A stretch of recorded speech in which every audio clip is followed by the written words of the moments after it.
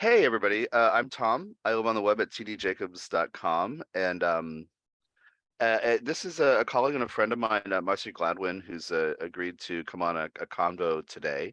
And Marcia does intuitive and healing work and has learned a lot over years about a lot of different things. And we've had a conversation ongoing for a number of years about healing, boundaries, what to do, what not to do, how to take care of the self, how to not get stuck in our heads about certain patterns. Anyway, we are talking last week as humans, and or a couple of weeks ago, and I said, I wish we would have recorded some of this because there's some nuggets in there. So we're revisiting some select topics in a totally unscripted, organic way. But I wanted to capture her thoughts and introduce her to you, people who follow my channel and are interested in these kinds of topics.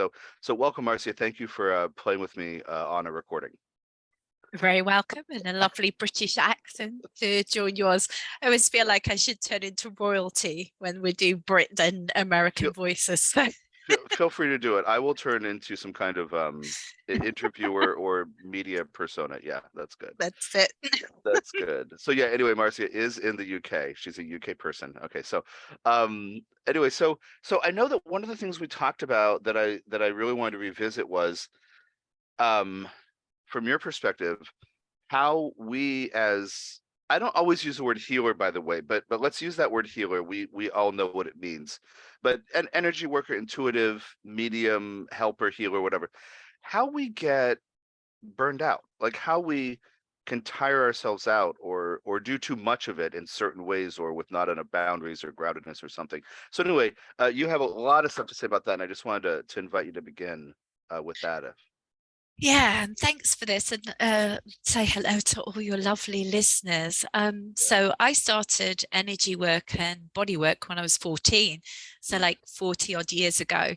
And so doing different forms of beauty therapy, body work, massage, and then into intuitive and energy work. So I work a lot online and I work in person, and there's some similarities of how we can burn out on different forums and platforms as well. So covering those kind of ideas. So I think where I want to start really is about our own nature and the reason we come as healers, practitioners, coaches, mentors, helping type professionals. One of the first things that I always ask people when I'm training is, what drew you to do this? What is it? What was your calling? And so for myself, I was doing a lot of sport. My childhood was one of those that you could write a story about. But I fell in love with body work when I was about 14. And that was, I had a lot of pain in my body, scoliosis. And I also came from a background where there was a lot of criticism, there was a lot of abuse in my childhood and neglect, as well as the big thing for me was I felt different to everybody else at school. I grew up in Sheffield where there was miners' strikes in the 80s, working class. And so to decide at 14 that I wanted to do shiatsu, which is a type of body massage, was already quite different. I was already doing energy work and going to spiritualist church at 11, 12. So that was different. So what I found, I didn't want to drink. I didn't want to do drugs. I was very much into music and nature. So the very first thing for me was why I started doing this kind of work was to discover about my own pain, my own wounds, my own nature, but also to stop other people going through what I'd gone through. So one of the main reasons that what I wanted to address first, not that as they say on a show, it's in no particular order, but what's present for me, first of all, is why we do the work we do and the truth of that, not just, oh, I want to help people and, it's my calling, it's my purpose. That is very, very true. But the undercurrents, the kind of wounded story or the darker side of why we got into what we did. So for me, it was about safety. So I came from a very violent childhood. I also, my dad's behavior was quite erratic. So I started to be able to perceive psychically, intuitively, energetically, whatever the words were of when he was coming home, what Right. mood he was in, whether he'd done drinks or drugs. So that hypervigilance that started and Yes. that developed. And so the hypervigilance kept me safe, but it was also the beginning of sharpening my tools as a healer. It Yeah. was part Right. of my craft. And so this juxtaposition of what we need to go through and what's part of our craft. Yeah. So for me, one of the ways that I can burn out is trying to keep people safe. It's like I work in a women's prison. So are they okay? Are they being protected? Having dreams about people. So if I'm not aware of myself and my needs and what it takes to nurture me, and I go through this vision that can be distorted or filter Yeah. of, am I keeping you safe? So I've changed a lot because I've worked on the hypervigilance, but I'd be like, oh, is Tom okay? And Mm-hmm. have the learners got what they want? And all of that. So that balance between being a carer and a caregiver and a nurturer Mm-hmm. to that over, are you okay, Tom? Is everybody Yes. okay? Yeah. Am I giving enough? Have I kept the room safe? Right. So that which brought us into it, that woundedness, when that's the drive Yeah. and Yeah. unbalanced, I think that's one of the biggest ways that we can lose energy. And it takes courage to go, actually, my drive was to keep myself and other people safe, and to help, because we all want to do that thing of, I had a dream, it was a calling, the star came down, all of that. Yeah. But Exactly. Yeah. owning what's your, what they used to call it, origin story, but Yeah. what started that from that pain is one of the places that I would start asking Yeah. people to look at. And monitoring the phases you go through, like you just said. So see, I relate to that. My thing wasn't vigilance from violence, but my thing was being full of energy and emotions that I couldn't face or process or deal with. So my version of what you said of like becoming vigilant and your tools developed and you start, with your interests, my version of it was being shut down. And then later I got into this work because I kept meeting people who were like, your body is holding energies and they're trying to express and you won't listen. And my brain was like, what do you mean? I do not know what you. And so for me, it was like getting in there. But then a phase of it is, how can I hold space for your emotional thing? Mm. Because then I learned how to hold space for my emotional thing and stage. Anyway, so then I got burned out. So anyway, to monitor the phases, I think, because I understood my motivation. Oh my gosh, yeah, I did. There was no way to access or witness in the other people around me what I was feeling because it was shut down. So now I'm able to do that. So now I'm doing it so much I'm burned out. And then this happened a couple of years ago, and then I recovered by Mm. stopping doing energy work and then re-entering it with a different thing. But now, like coaching, which you experienced, was I used to hold space for like an hour at a time, potentially every week for weeks and weeks and months and months. Now it's like, treat me like an oracle. So I'm not holding your energy, but I'll do everything I can for you without holding you. Mm. Anyway, there's my evolution in there, but I just relate a lot to what you said with some different variables plugged in, different aspects of the story. But mine didn't start when I was a kid. I'm so interested. I didn't know that thing about the spiritualist churches with you. I didn't know that, and I'm piqued. For those who don't know what that is, it's basically mediumship. It's basically reading spirits of the dead, and it has a tradition in England for, I don't know, what is it, 150, 160 years or something. Oh my God, what year is it now? Maybe a little less than that, but it's been a thing, and Well, much more popular in the UK than in the US. But it did have a big thing here in when Neptune was in Pisces the last time, where it is now, 160 some years ago. Yeah. yeah, it was quite interesting because my mum was, she just believed in doing something on a Sunday that was Okay. of God. And so whether that was nature, whether it was Baptist church, whether it was the mosque, she didn't care, but something of nature, of spirit. Yeah. And so when I was about, I don't know, about 12 years old, I was helping a lady carry her shopping home, and she said, "Oh, you have to come in." I was like, okay. So she just made me drink tea, and I was like, "Oh my God, I'm supposed to be back at school. I was helping you my lunch hour." So she called the school and she read my tea leaves. And she said to me at the She time, said to you, "You're going to be late to class." No, I'm yeah, kidding. no, she said to me, you have the potential to be a platform medium. And I think you should go to spiritualist church and all of this sort of stuff. And talk about the conglomerates of when we look back at our healing. So I was doing a lot of sport at the time. So I read Shakti Gwain's creative visualization book. So I knew how to visualize. Mhm. And then I read lots of sports psychology. And I think it was Jimmy Connors that said, the reason, or Bjorn Borg, the reason that he got the shots that he got was he saw a wall. He never saw a net.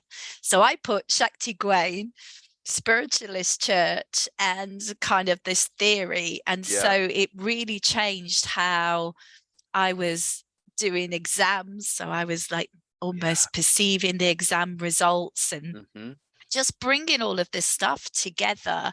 But I am actually a very, very good medium, but I choose not to do it unless I'm clearing a house. But yeah, so spiritualist church and just lots of things, from nature, from being very great. young. But again, to go back to our focus, those where we utilize something to nurture us, like nature, or when it's the coping mechanism, and looking at those. So my question from what you were saying, Tom, is that you became aware of your burnout and that you were holding too much space for people. So just for my interest, as well as for our listeners, was there anything, as you kind of look back now, that you started to notice first that you weren't aware of, like some body sensations, or how did you start to feel or become aware of your burnout? In some phases of it, I would hang up from any call, and the call would have gone well, and the client would be happy, and I would just cry. Mm. And then I was like, "Whoa, what is this?"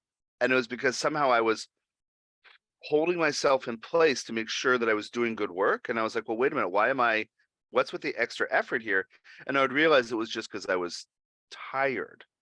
And it wasn't a client or these clients I did or didn't like or something like that, or this topic or that thing that was or was not the right thing for me to read, to work with. It wasn't that, it was everybody. And I realized it was me. And I also was having physical symptoms of adrenal fatigue, which my partner had been in and out of for a couple of years. And so I knew exactly what it was. And it would be feeling unplugged. Like there is your, whatever. You just think about an appliance in your kitchen, it's just working, and then it just is dead. And I would just like collapse asleep.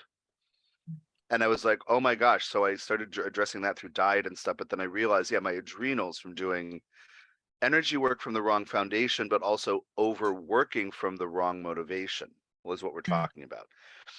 And so it was all of it together. And at that time I was doing I simultaneously learned how to do more efficient energy work, but then also more people opted into doing it. So I became more efficient because I had said, Metatron, could you please help me do this in a more efficient way? And he said, yeah, now that you understand all the tools and techniques, let's make a couple little edits. And so it'll help you better with your exhaustion. But then I did more of it. And I had this amazing idea of doing remote sexual healing work, which had come up in different sessions over years. But I wanted to kind of do a campaign on it. I wanted it to be a focus. Because I do it well, it's important to me, and there are people who sometimes don't know how to get in there themselves, or don't feel safe, or don't know who to ask. And so I thought I'll just offer it because it's something that's in my heart to do, and it's related to all the Lilith work that I've been doing for so long too.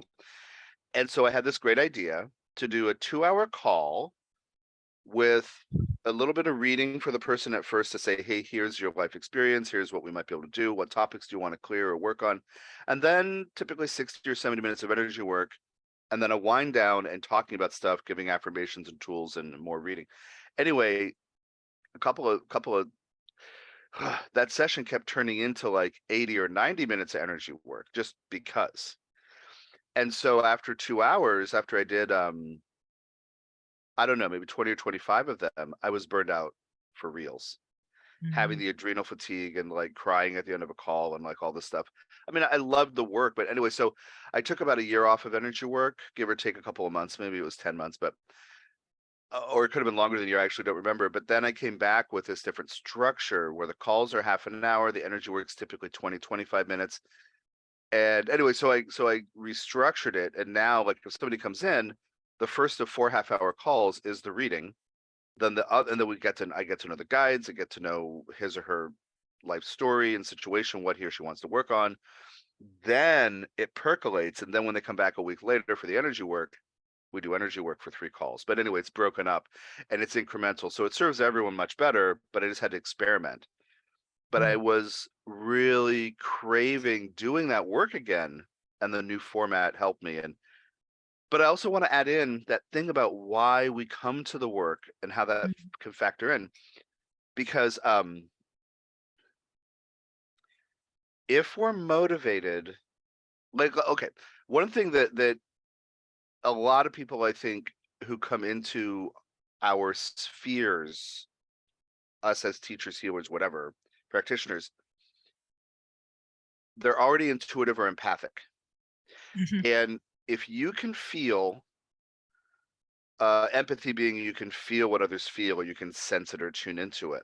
If you can tell what another person is suffering from and you ignore it, what kind of jerk are you?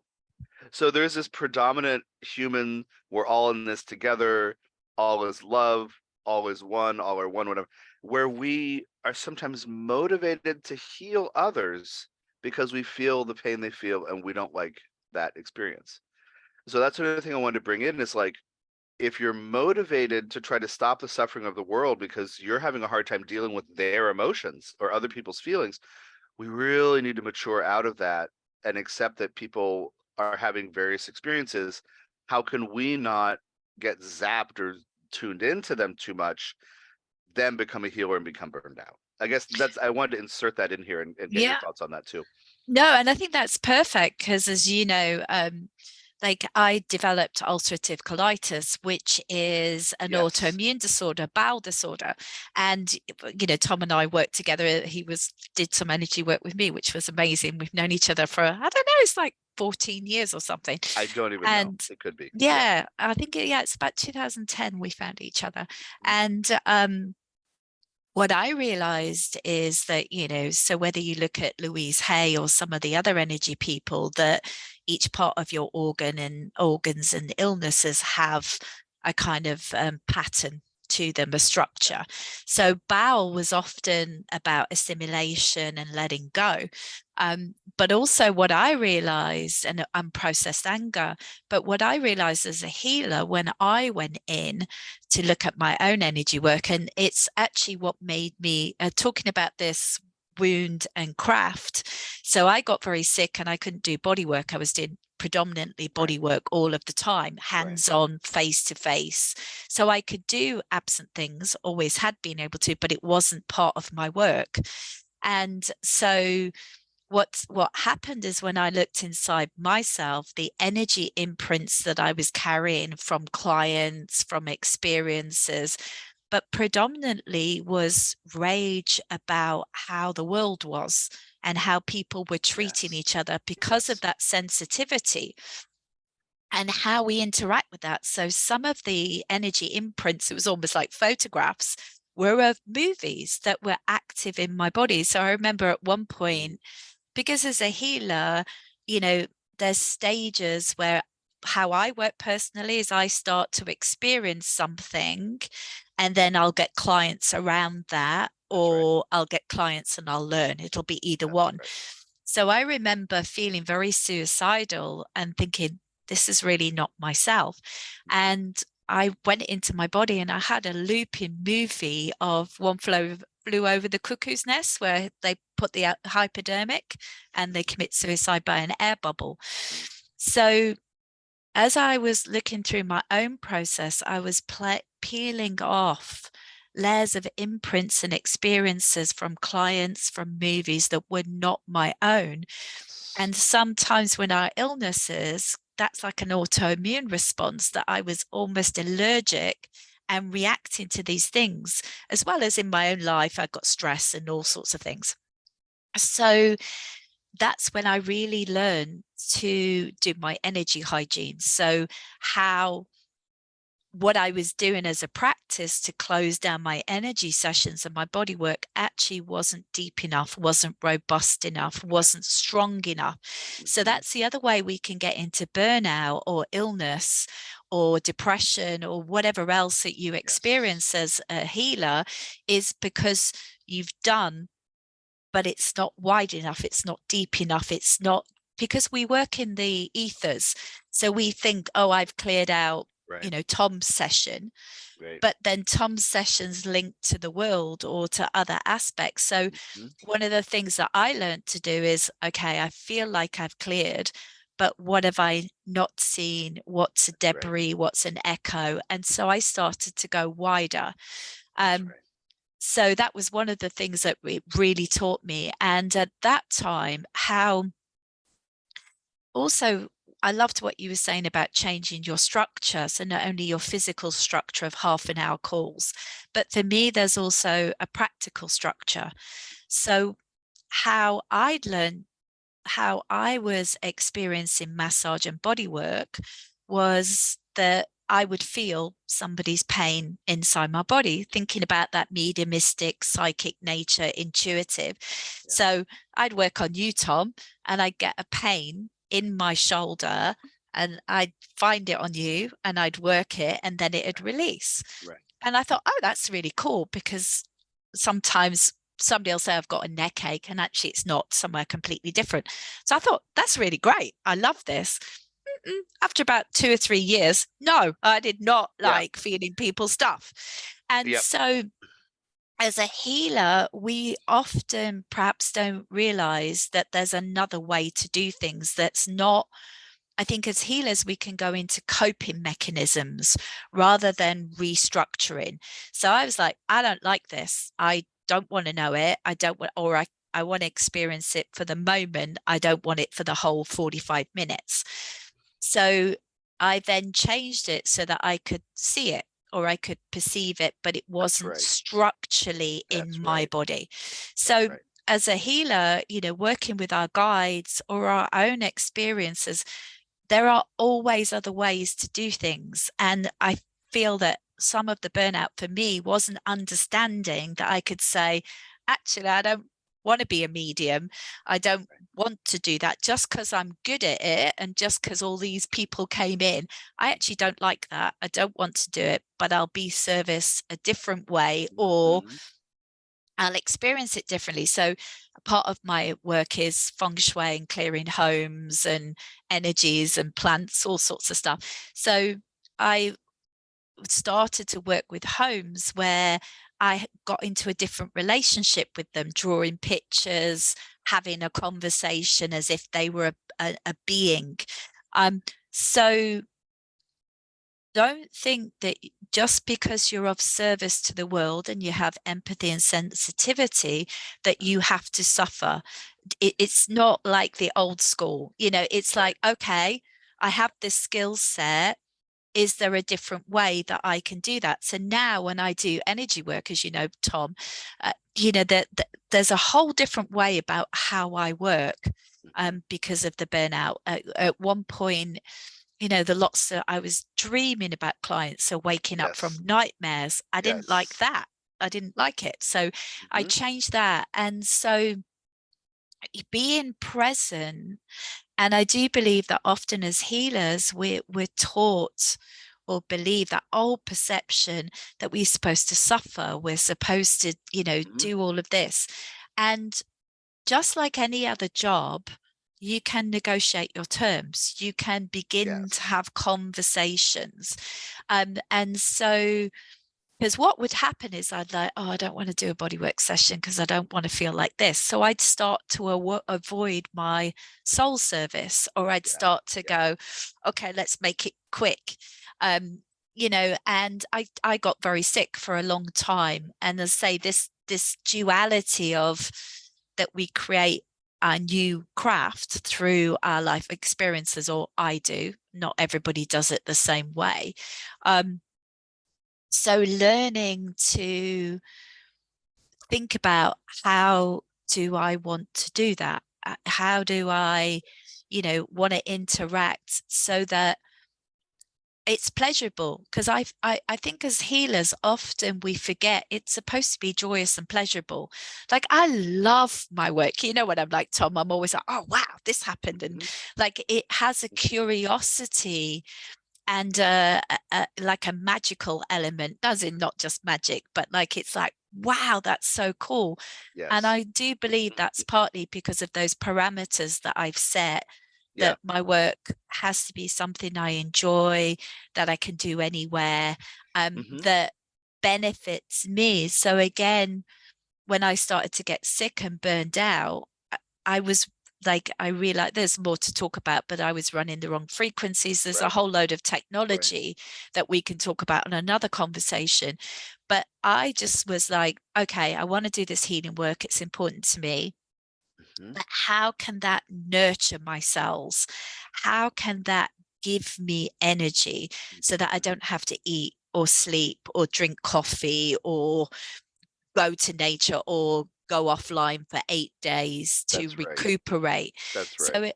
again, so some of the questions that we're starting to think about, you said about your structure, so how that made that your passion was back for your sexual healing work, Yes. but how can this be nurturing of me?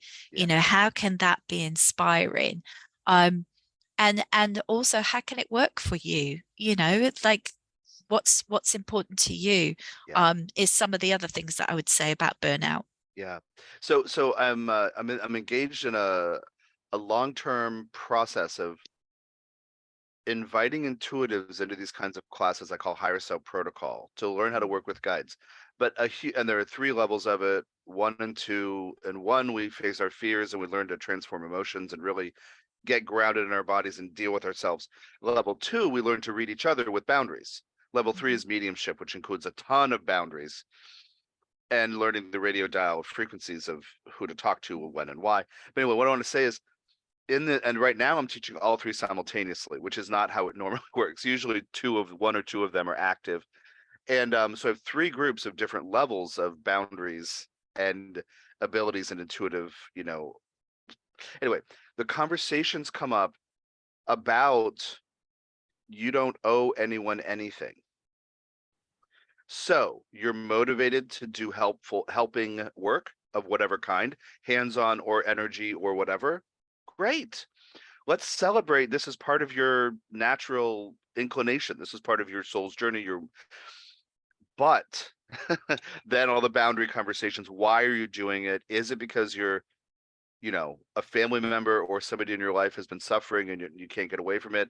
Okay, great. Get rid of their energies so you can be clear. So that sense of choosing how it may work for you and exploring that is giant in all the intuitive stuff that I'm teaching these people at different levels. But the other thing I want to say is this thing about when you're talking about, so to speak, internalizing or really feeling in your body.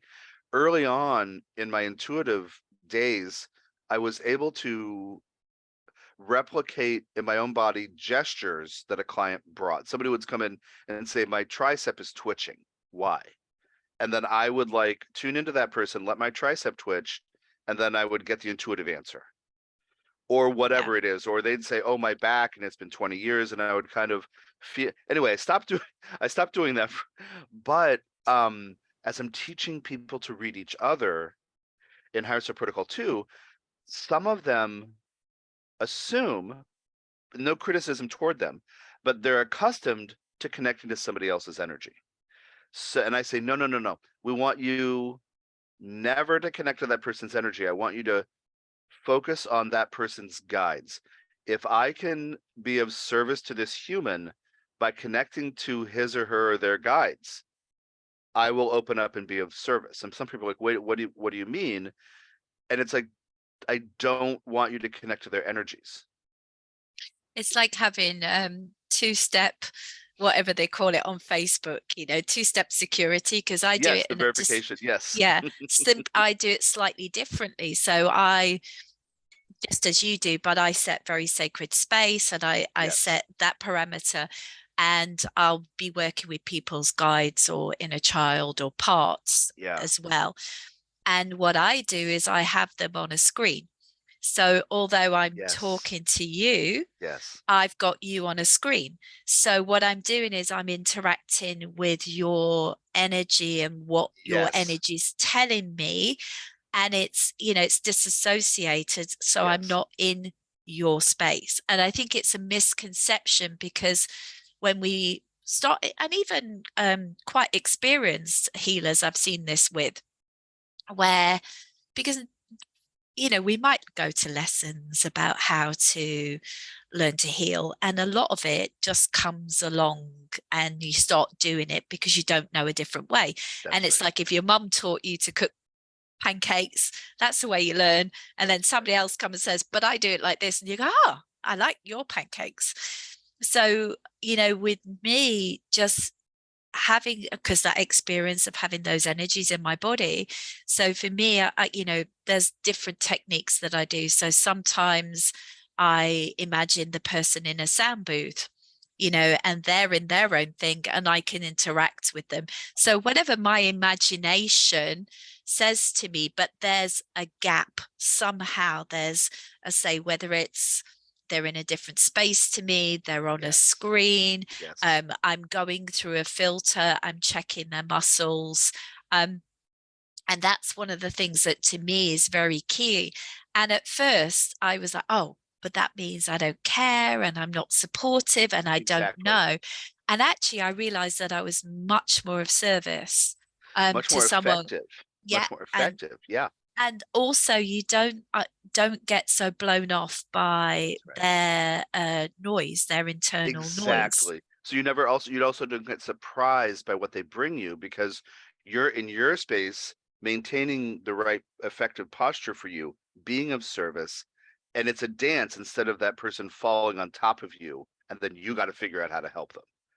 Yeah, and the Yeah. other thing that I do, again, just my process. Yeah. Yeah. Back in the day at school, some of your listeners might be younger and some of them might be our age and above. We used to have in school where they had a projector and they had acetates, and they put an acetate on and then draw on it Yeah. and Yeah. build up. And yeah, so for me, sometimes what I've got is I've got multiple screens or Yes. paradigms open, Yes, I so that know. I'm working in different areas. And that for me keeps the energy clean and Yes. kind of contained, so it's less noisy. And one of the ways I avoid burnout is whatever we can do in a technological world, I believe we can do in an energy world. So for me, sometimes I'm turning volumes down, sometimes I'm moving things to the background, Yeah. sometimes I'm sort of saying, thank you very much, guide, I'm working here. So Hmm. as a healer, holding your space Hmm. from a place of power rather than coping, or this, Yes. you talked about being noble earlier, that we're going to talk about in a little while, but holding space in your power, in your focus, Hmm. as a pilot is going to do, as a king Yes. is going to do, as in a mountain lion's going to do. Hmm. And I sometimes as healers we are taught that we should be lowly and humble, and humility for me is Mm. also about power and grace. So I consider Yes. myself to have humility. I don't do humble and lowly where I used to Yes. do, but it's Yes. now those guides are interacting with me. It's my space working with that client. And so then when you're doing that, so you're owning your own space, you're choosing why you're being of service, as we said before, and you're taking responsibility. So the other thing that came from what you were saying, because Yeah, Aquarian, chatter, chatter, chatter, responsibility. So for me, my space is my responsibility. But that's one right. of the ways that I can burn out is if I take over responsibility. So what you were saying, Tom, about you don't owe anybody anything. Yes. And also, part of suffering is human. It's what happens in life. Mm-hmm. And whether it becomes suffering or an event is kind of down to your choice, how the pain is. Yes. But if I, as a healer, try and take too much responsibility, I used to Yes. think that was the right thing to do, coming from the background. The more, that dark side, the more that I do for you, I'll belong, I'll be loved, I'll be taken along in the community.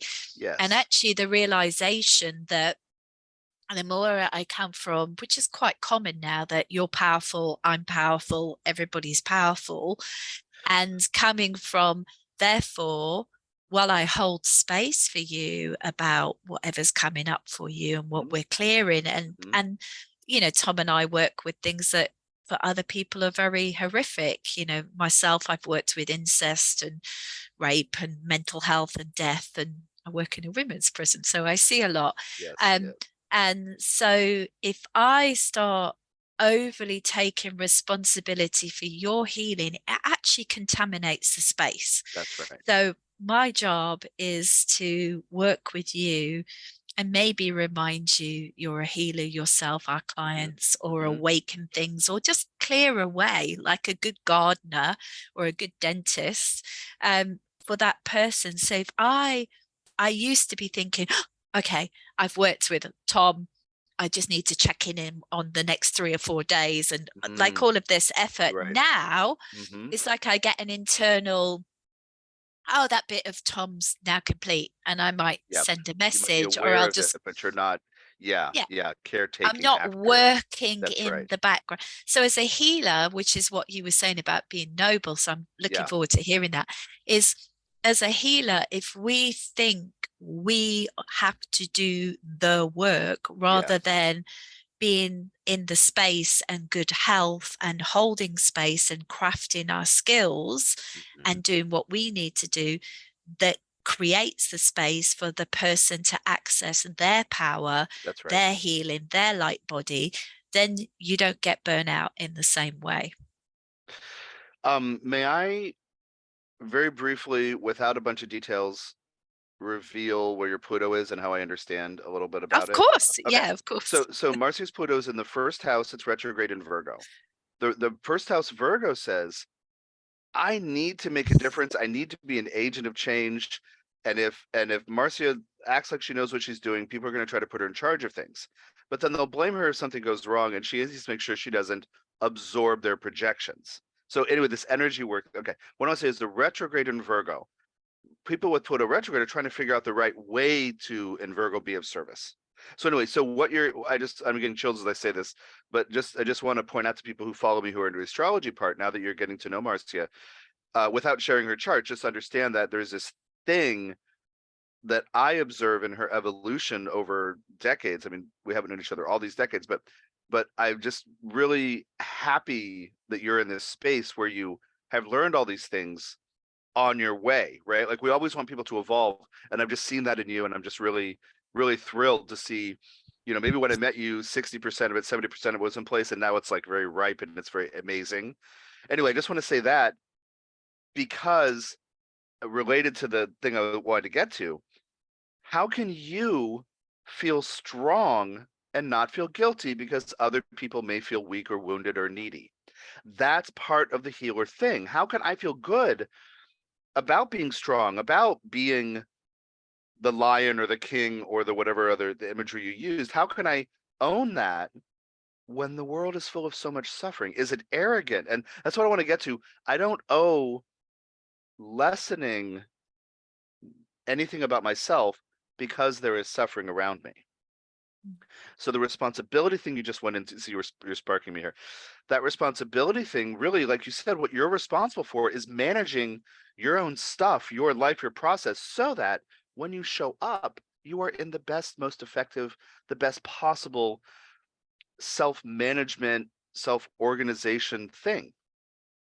Anyway, and so I just want to say, and that's what I realize I'm not, well, reference an example used earlier. I'm not creating a problem for other people if I take 8 days off. Mhm. Now, I don't want to have to need to take 8 days off because I'm going crazy. But if I say it's good for me to rest, I don't owe anybody overworking because there's still suffering in the world. So it leads me to this thing I want to say to all healer types, which is, and I try to teach this, but since I haven't done a lot of videos, here it is. It's all getting thrown in this video. I haven't done a lot of videos lately. You don't owe anybody because they're suffering, and you're not. You can be of service. You can show up. You can develop your skills and tools. And again, as Marcia said, like, I'm a good medium, but I don't want to do that, so I don't do that. That you have the option of choosing the format. Just because people are suffering doesn't mean you have to be of service. But at the core of every human, I believe, is the urge to be of service. We are all one, we love, but we have to take care of ourselves first so we're most effective. And I think that is what we're coming out of, that idea that, like, suffering is noble. No, it isn't. Suffering sucks and it's stupid. It's a misunderstanding of what pain means. And so the way I do this for myself, and then I'll quiet myself a little, but I Yeah. feel like I'm shouting, but the way I do that for myself is this is one of my soapboxes, is you don't owe anybody anything because they're suffering. If you're working because you can't stand to feel their suffering, work on the boundaries and Yep. realize that every being creates the path he, she, they, or animals, all of us, plants, but we create the path that we need to evolve consciousness in that particular life chapter.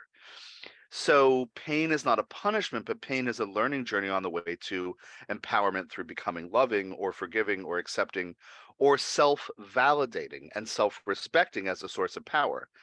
So we get tripped into, or we slip into, or fall into, or somebody pushes us into the deep end of some swimming pool and we can't swim, of pain or suffering or loss or grief we don't know how to deal with. Well, we learn how to deal with it. We figure it out.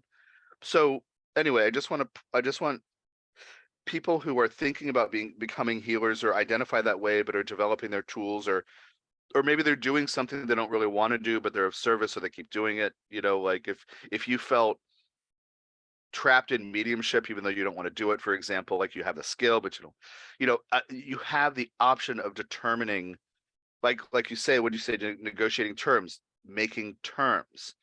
And this has been hard for me sometimes because I have clients who got attached to an hour-long coaching format, and then I got burned out, and I'm like being unplugged and falling asleep, and I can't stay awake, and then and it's like I can't listen to people's problems anymore. That's part of my evolution, of becoming more of an oracle or traveler between realms, instead of I'm going to hold the problems of 60 people that I talk to every 3 months, or something like that. Like, I can't do that. So great, I can help you without carrying you. That was part of my evolution. But I felt, and about the motivation of why I do the work behind that, and I had to work on this for years, was grief of losing community in some lives. So I was creating community and holding space as if a shepherd for a community, because I carried the grief of losing a community. And I had to let it go and say, that is not a problem that I couldn't save them. When I say losing a community, they all died in some massacre, is what I'm getting at, this old past life drama. But Yeah. I couldn't save them. That's not my fault. And I had to get, anyway, so that helped me free myself up into shorter calls, being an oracle, as opposed to, like, laboriously carrying everyone's problems. So some clients got used to those calls, and they didn't make me wrong for it, but it was a shift because I wasn't carrying them anymore. I was available for questions and suggestions and answers and guidance. And You I know, think, that's such a valid point, of two things that brings to me. First of all, which comes back to the first point that I made, what we both call bleed throughs. Yeah. So when we are experiencing things that are of other lives, other realms, or even other times, could be our own childhood, or like I said, the movie, One Flew Over the Cuckoo's Nest was playing in my consciousness. So sometimes what we feel we are driven to do, or even part of our burnout, can Yeah. be that we are carrying something from other lifetimes, epigenetics, Hmm. things that are happening around us that happened for our parents, or even further back. So that awareness, and I know you practice it too, Tom, is, in my words, is this my energy or is it not? And just, the simplicity, because as an Yes. energy worker, we're in so much other energy that, and because we're often taught to be selfless, or to be able to empty out, to be psychic and empathetic, we can Yes. actually really lose focus with, or lose connection with, what's my body, what's my emotion, what's this lifetime, and how Yes. old am I, Yeah, um, exactly. yeah. And just those Yeah. simple questions, um, one of the things that I would encourage people to do is some of what we've already been saying is, get honest about why you're a healer, or why you're Hmm. motivated, and particularly the darker side and the noble sacrifice side. Hmm. Um, look at what drives you. Are you evolving, or are you creating a coping mechanism? Yes. So, like you said, at first you changed the calls because you were tired, and now you have evolved into a program that brings you the energy to do, your sexual Yes. healing courses, and Yes. your other courses. The other thing that I would say from what both you and I do is what can seem like the basic courses are actually fundamental. So I know I've bought loads of your work from over the years. That's how, Hmm. partly how we met. But going back to your chakra courses, and the one that I play the most, is the immunity call. So for Hmm. me, like back in the day, and I still have my tiger stones, Yeah. but for me, the immunity call that you created, I don't know what the actual course was, but that was the one. Like, so the practices of how I'm clearing Hmm. my energy, what I'm doing. Yeah. So again, what you were saying about your 3-level protocols is that you're creating foundations of boundaries, and the root chakras, and this. So and the same with myself, when I'm teaching body work, uh, when I teach body work, I teach a lot of massage. What I teach a lot of, first of all, is not techniques, it's not movement, it's quality of touch, and it's posture. Hmm. So where's your posture? Where's your energy? Where's your focus? Where's your Right. grounding? And people are like, but I want to work on shoulders. No. And that's what I was taught in shiatsu. My teacher just messaged me recently. He's like 80 something, still going. And I remember as a 14-year-old, he's a Trinidadian, he overthrew the government in the 60s, Black Power, and he's big. He was an attorney general, and he Hmm. would stand on the back of my leg and push me and to see if my grounding, I was 14. So to Yeah. get that level of grounding and Exactly. connections, which is the container, which I know is the That's same right. for you with your root chakra and the other things. Hmm. So look at, is it a practice that is structure and supportive, or is it coping mechanisms? Now, coping Yes. mechanisms are okay for a little while, like Hmm. where you go, wow, actually, I'm really feeling tired on this call, and I've Yes. noticed that I'm in reaction to, say, sexual health. Right. And you go and change your structure, which is, Right. like, I didn't enjoy being a medium. I found I just didn't enjoy it. I didn't Hmm. like the feeling of it, except for with certain people at certain times it kicks in. Yeah. So I change my structure about That's how right. I do that. That's So, right. just that whole thing of getting some very clear structures of why you're doing things, what's your practice, That's right. is it now, you Hmm. know, people as healers can rush through. So they, I've been doing this work as 55 yesterday, Saturday.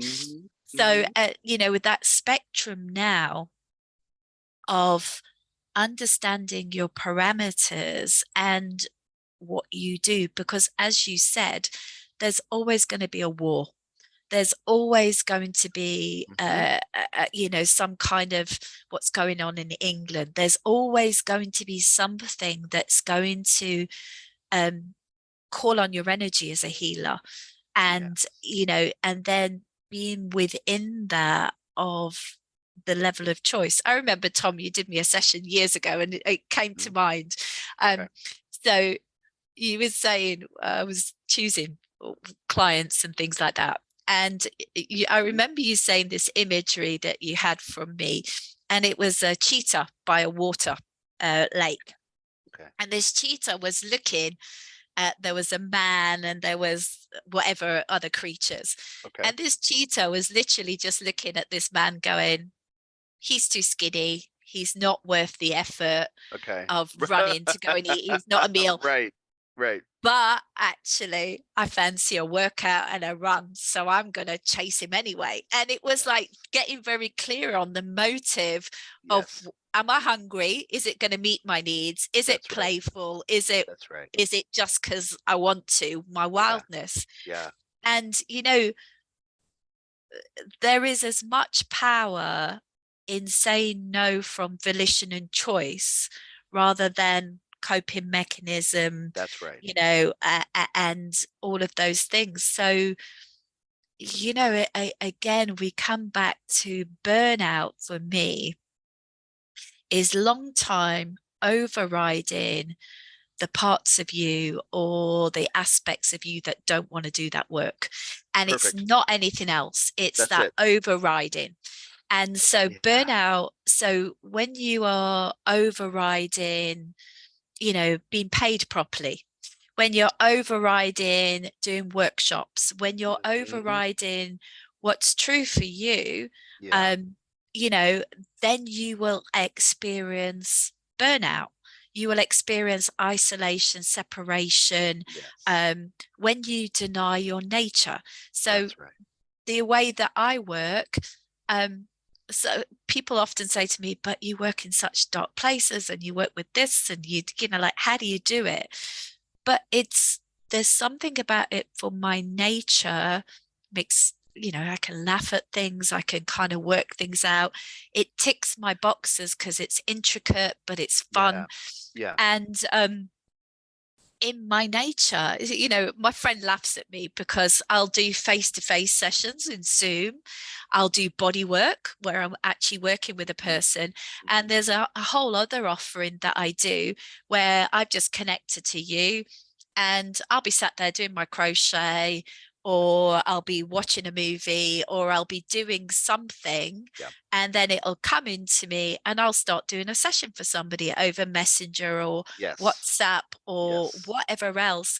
And there's something about that A, is powerful for them because I'm in that flow and space, and they get the most amazing thing. But if I was to say to people, oh yeah, I do it when I crochet, if I was like, oh yeah, I'm just doing a bit of crochet, but no, crochet for me is sacred work. It's in depth, so being with your nature and how you do things and setting your prices and your offerings. So one of the things that I do is I have like a retainer with people. So they have sessions with me, but then they also pay me and I check people's energy, or I just go, oh, Tom came to mind. Let me send a message to Tom saying da da da da da. And that's how my nature and my healing happened. But if I tried to stay in the structure of healers must do Zoom, they must know, there's a part of my consciousness that knows when to message. And I didn't used to get paid for that. I used to just be in that, oh, well, I'll just give a bit extra. So like you love to write, you love to do your incubators, you like your small courses, and how you keep I'm sorry, evolving. I have to interrupt you. Can I pause this? I have to pee. Oh yeah, go. Honestly, it was like the last 15 minutes, and the last thing I wanted to do was stop you. Oh no, it's perfect. Do you Ah, know what? I'm yeah, looking forward to listening back to this, because one of the things about, being a healer, and particularly Tom and I, it's why we decided to do these conversations, is because we talk and all of this incredible information comes out yeah, from both of us. yeah, Because, we love each other deeply as friends, never mind as colleagues. And so, that's one of the reasons we really chose to do this. And I'm so glad we did, because, just just the wisdom that comes out of connection. yeah, yeah. Um, so yes. But also we don't talk that often, and it has been a couple of years since we had talked until a couple weeks ago. Yeah. So it's like it's ripe. It's like there's all this stuff. But can I know I cut you off, but can I go back to one point you were making that I can comment, offer something on?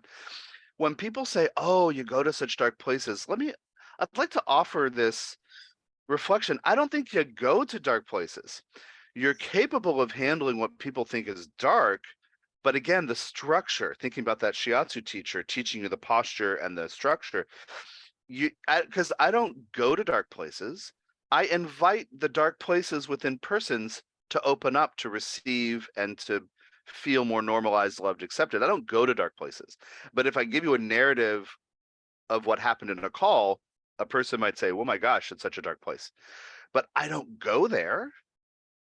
Anyway, I just wanted to offer that image to people who are thinking about that work and how we might avoid some of the dealing with trauma because we don't want to go there. You don't have to go there. Live your life, eat the right way, get sleep, like you're talking about with structuring sessions and calls and the right pay and the right choices of who you work with and how you do that.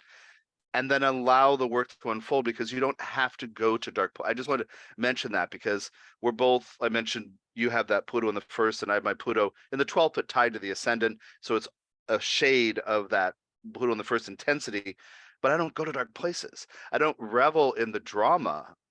Exactly. It's not about, how do you say this? It's not about the sensational, I get off on darkness. It's Yeah. not some weird, creepy thing. And it's also not a hero complex.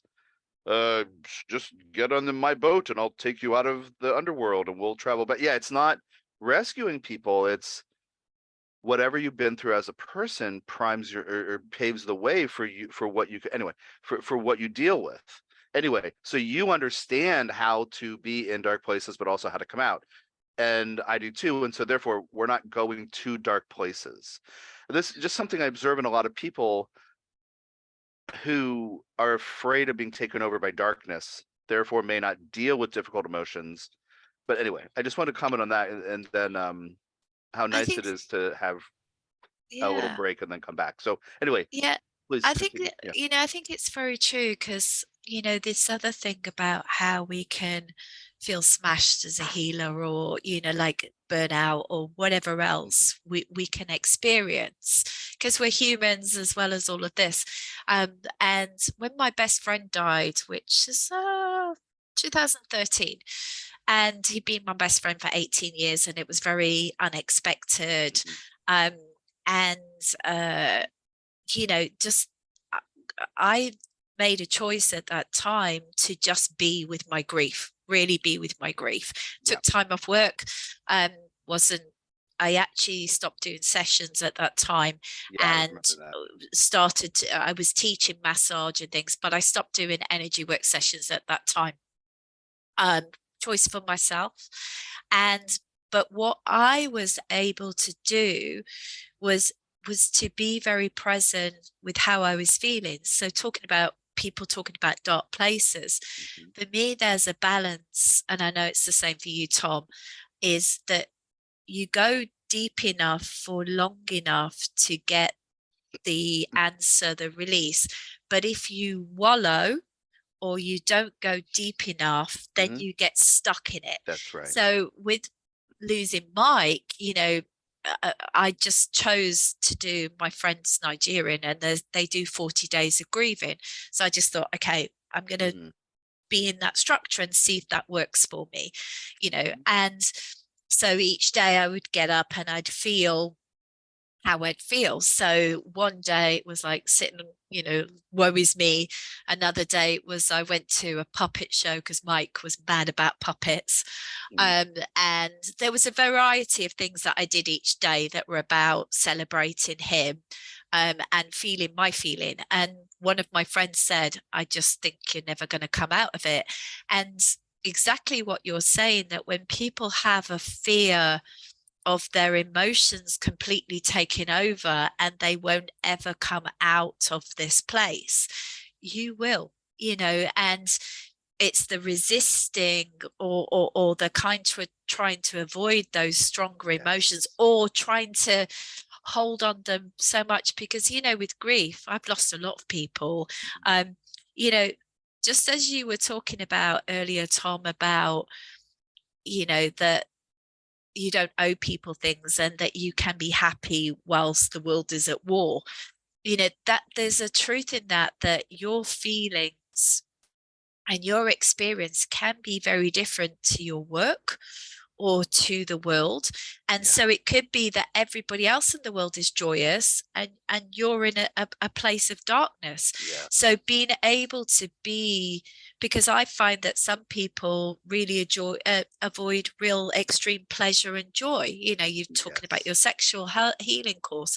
So people will stay in this stuck or a limited range of emotions or experiences, and that can cause burnout, because if you aren't living your life, not necessarily taking risks, but if you're not living your life. So I was sharing with Tom earlier, it was my birthday this weekend, and often that's a source of pain for me, because I have these beliefs that I'm not loved, I'm not wanted, I'm not all of these things. And so and so I created that I didn't have plans for my birthday, and I was all like, no one loves me, I'm not important, and drama. And it was painful as well, and talking about where we started about why we heal. So it was all of this, but I do so much for other people, and this juxtaposition that I've talked about. And so it was painful, and I noticed I was starting to contract of, okay, I'll be all right by myself, and I can watch a movie, and it'll be lovely, because I do actually like my own company. It'll be lovely. But I noticed that I was contracting and making do and settling for scraps, because what I wanted was a lovely experience and to feel loved. And so I noticed that I was doing this, less than, oh, well, it's okay because, I'll just do this. And, the antidote for me about burnout, as we talked about overriding. So I just decided to expand my heart. And I was like, what would I tell a client to do? What would I, what's true here? And so I started to really expand my heart and my body and energy into love that was available for me, that I was denying, controlling, because I was stuck in my story of I'm not important. And it was hard. It was like a workout, because I was like, oh, and expanding to fill that gap. And I did feel like physically tired, because I was expanding, because I'd realized how contracted I'd come in this area. I'm not like that in a lot of areas. And so expanding into that feeling of love rather than the feeling of not loved, which was more familiar, also makes a difference. So with burnout, where can you expand into a joyous emotion or purpose, rather than I've got to do it, I've got to be of service, I've got to keep working with COVID, or like whatever else it is that you can get stuck in, because we're more than the coping, and we're more than just this preoccupation that we can come into. So that's another little thing. Thank you. I feel like this is a natural stopping point for today. Me too. Thank you so much for playing with me and for doing this. And in the description field, I'll include for watchers on YouTube how if they want to contact you and reach out. Yep, sure. And yeah, so thank you so much, and I would love to do it again. I think this topic is super important, and obviously it leads us to 20 other topics that we touched on briefly. But it's so important. It's so important because of all these cultural biases or assumptions about what healing is or isn't, or, you know, again, the empathic thing. If I feel you're suffering, what kind of a jerk am I if I don't help you? So all those kinds of things, and some of those can be expanded later and other things too. So let's keep in touch about other topics that kind of like spark you. Let me keep me updated, and I'll do the same. And thanks again, Marcia. Thank you so much. You're very, very welcome. I absolutely enjoyed it. And I look forward to hearing what people gain from this and what their Yes, thoughts and questions are too. great. Thank you. Okay.